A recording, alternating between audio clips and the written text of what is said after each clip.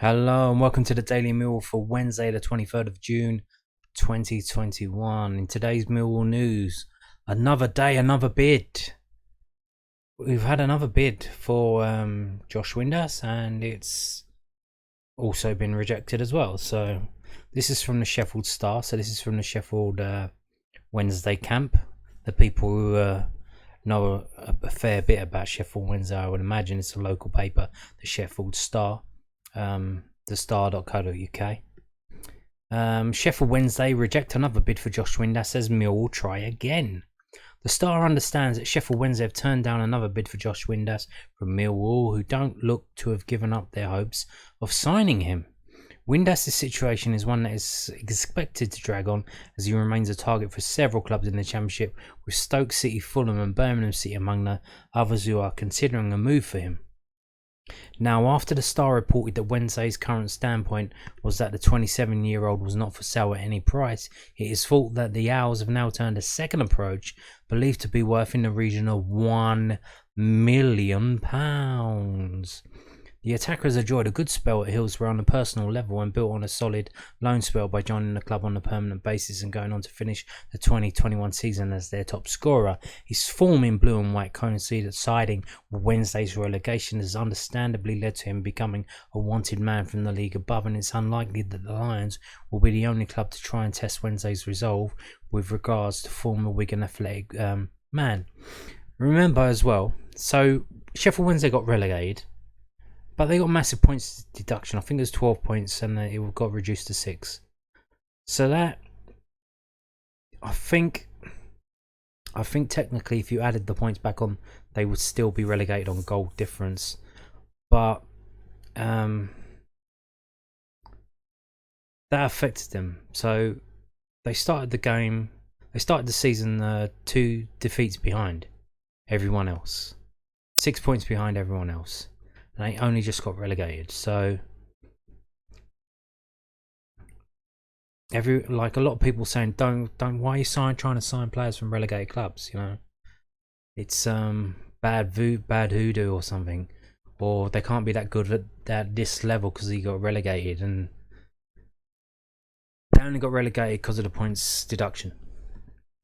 So you got to remember that. So Windass has 1 year left on his current Owls contract, but a 1 year option on top of that means that Wednesday do very much hold the cards at this point in time and are unlikely to be under any pressure to sell, aside from the financial benefits of doing so. It remains to be seen if Millwall will come back with a third offer following Sheffield Wednesday's latest rebuke, but this transfer saga is certainly one that could rumble on for some time, especially as Wednesday continue to deal with off-the-field issues such as unpaid wages and a reported embargo. Windass scored 9 goals and grabbed 6 assists in Wednesday's ultimately doomed 2021 season, and many fans have been looking forward to seeing what he could do in a Wednesday shirt against League One opponents if given a chance. Wednesday returned to Middlewood Road on Friday to begin pre-season testing before heading out to Wales. So yes, so we made a first offer, which was 400k. And then we've gone back in with another offer that's more or less two and a half times what the original offer is. So that leads me to believe that someone at Millwall was under the impression that Sheffield Wednesday were absolutely in dire straits and desperate because of all their financial trouble off the pitch and the situation off the pitch in terms of finances, unpaid wages, that they would have considered such a low ball offer. And when that wasn't the case, then they came in with the real offer, which was $1 million, and the real offers got rejected as well. So we'll see how that goes in terms of finances, because I've been looking at other stories online about Sheffield Wednesday, and the journalist who told us, who I mentioned in the video the other day about the 400k bid, he did a Q&A and he's saying the players, some of them do, because of the dire straits due to the lockdown and all that, some of them, even though they're all within their rights, I think if their wages don't get paid for two or 3 months in a row, they can rip up their contract and say, null and void, you broke the terms of the contract. You were supposed to pay me this money at this time. You didn't. You broke the contract. I'm gone. Ciao. But the reason why none of the Sheffield Wednesday players have done that is because they don't believe they can get an equal or better contract at another club. So here's the thing. Now that Josh Windass knows that he could get a better offer, don't know what his wages are. Maybe we match his wages or what he's got getting at Sheffield Wednesday, or give it to him as a signing on fee or something like that. But if he knows that, well, I'm in demand here, and they don't pay his wages again, he can just rip up his contract and leave, and there's nothing they can do about it. Now that's probably going to make him look bad in terms of the Sheffield Wednesday fans, but what are you going to do? Would you, if you worked for Sainsbury's and they didn't pay you for 3 months, would you carry on working there? Or you'll probably be off after the first time they didn't pay you. I'm pretty sure that you would. You wouldn't stick around. So why should they? Because it's a lot of money? Because it's not... Because it's like a game, it's football. Yeah, it's not a game if you've got a mortgage and kids to support. It's a job, it's a real life. So we'll see how it goes. Maybe Josh Windass decides to walk, like they say, on Friday. So we've got Thursday tomorrow, then Friday. If he goes into pre-season and has a few words with someone and like, where's my money, then he might be off. Or maybe he'll tell them, look, I'm going to do you a solid here. You either accept the deal from Millwall, or I'm going to rip up my contract and leave. So you get the $1 million from Millwall, or you get nothing. Your decision.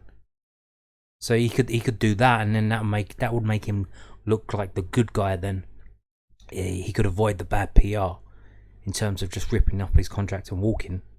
He could say, well, I got the club. I told the club that if they didn't accept the offer, I would leave. So then they accepted the offer, and they actually got some money for me, rather than me just leaving. So that's one way it could go. But we don't know. We just read its various reports and try to read between the lines. So there you go. That's that. So 2 bids for Josh Windass. One that's kind of taking the piss, and one that's pretty much bang on, £1 million. And we'll see how that goes. So moving on to the next story of today's video. We have another pre-season friendly lined up. So this one is Motherwell. This is from the dailyrecord.co.uk, a national daily newspaper in Scotland, similar to the Sun or the Mirror. Is it the Mirror, I believe? Something similar to that. So Millwall among Motherwell pre-season opponents. Graham Alexander's side have 2 games already arranged and are looking for more.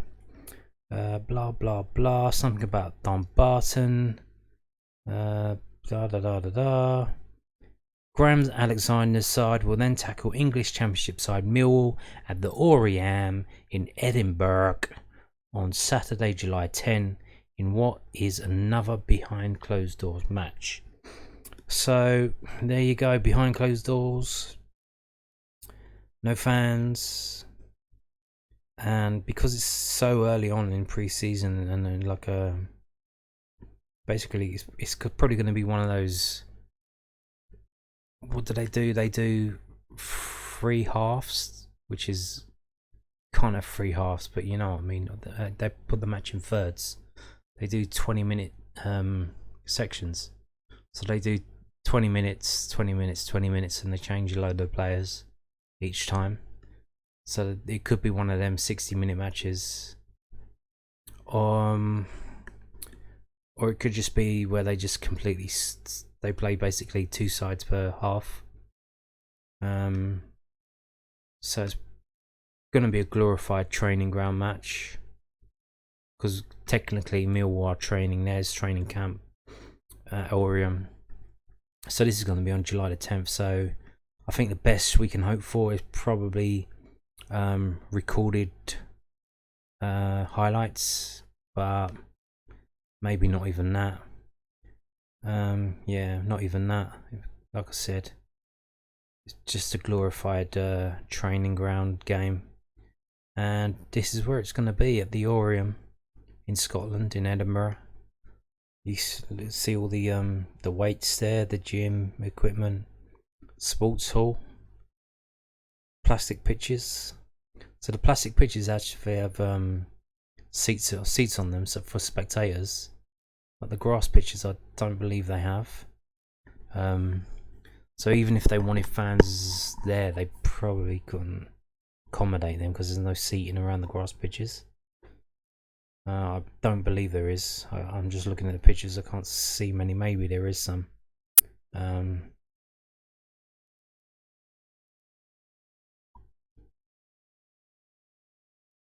Yeah, no. But there you go. It looks pretty decent. So there you go. Pre-season friendly for the players that the fans will not be invited to. So we're going to finish up today's video with some transfer news. A player who played for Millwall last season has gone to Birmingham City, and it's Ryan Woods. So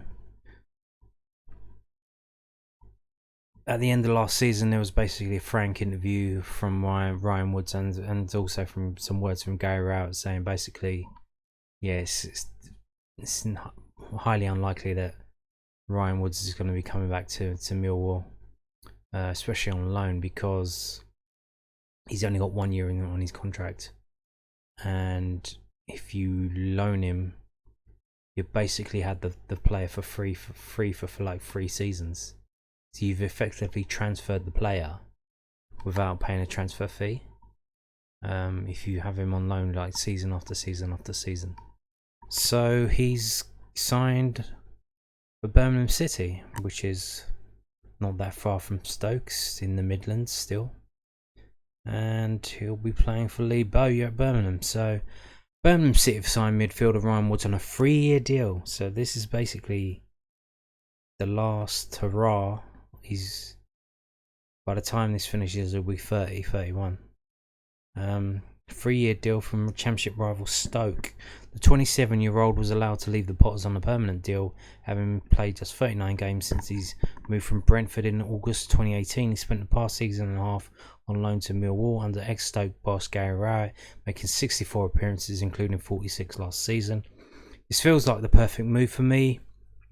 Woods told the club website, "I managed to play a lot of games for Millwall last season, and I'm looking to play more football and get back to the best I can be." So there you go. Ryan Woods will not be coming back to he will be coming back to Millwall twice with Birmingham City, but he won't be coming back to play for Millwall. Which probably is why we're going after Josh Windass. Yeah, so there's someone else who can pick out a pass. I showed you on one of the Josh Windass videos I made about how high his passing percentage is. He's pretty decent pass success percentage. He knows how to pick a pass, and he plays quite high up the pitch. He can play anywhere along the front, basically. So yeah, Ryan Woods has gone to Birmingham. He won't be coming back to Millwall. And yeah, it is what it is. He didn't have the legs to be a box-to-box midfielder. He was playing too far deep. It was just some of the goals. If you watch the goals conceded, you can see he's there and he's not doing anything. And it's, even though but on the other side of the coin, he did set up some pretty decent goals with some very, very good passes, some world-class passes, threading the balls through from 30-40 yards away, and some good goals were scored because of it. But overall, not the best quality player, but well, it is what it is. We move on, he moves on, everyone moves on, and this video moves on to the end. Thank you for watching. Goodbye.